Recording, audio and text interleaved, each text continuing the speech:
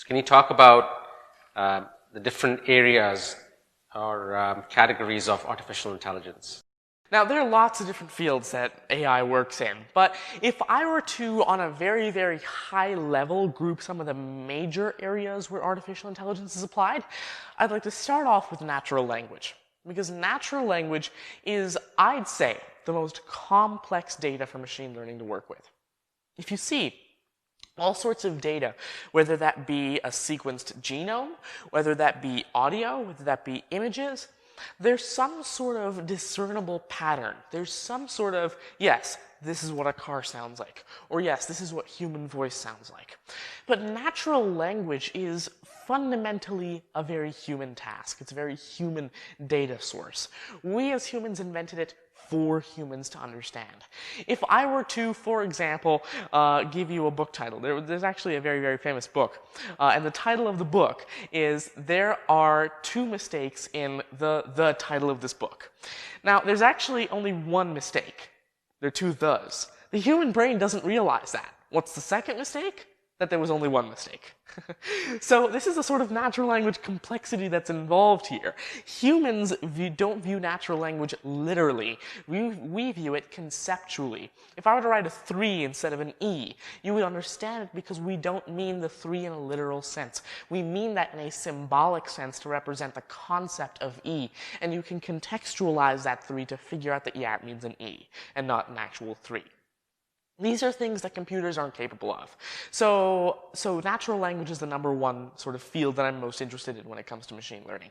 Second, I'd say the most popular would be visual data understanding, computer vision, because it enables us to do so many things. I mean, as humans, our primary sense is vision.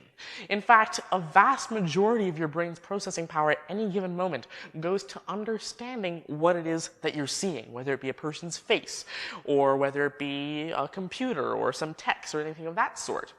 And third, I would say audio-based data. So text-to-speech, speech-to-text, these are very, very complex. And the reason it's complex is because it kind of combines a lot of challenges into one. First of all, you've got to support many languages. You can't just support English and call it a day. You've got to support the other languages. You've got to support other demographics.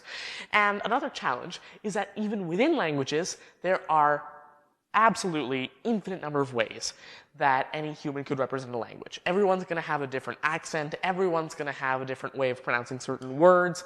There's no standardized way that every human will pronounce ice cube exactly like ice cube. That doesn't exist. And if you take a look at another challenge, it's that audio data is fundamentally very, very difficult to work with. Because the thing is, audio data exists in the natural world. What is audio? It's vibrations of air molecules. And vibrations of air molecules are fast.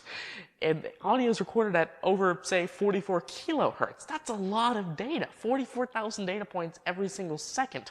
There are usually only 44,000 data points in an individual low-resolution image. So, of course, there are lots of challenges to work around when it comes to audio. But companies like IBM, Google, Microsoft have actually worked around these challenges, and they're working towards creating different services to make it easier for developers. So again, on a very, very high level, there's natural language understanding, there's computer vision, there's audio data, and of course there's the traditional set of tabular data understanding, which is essentially structured data understanding.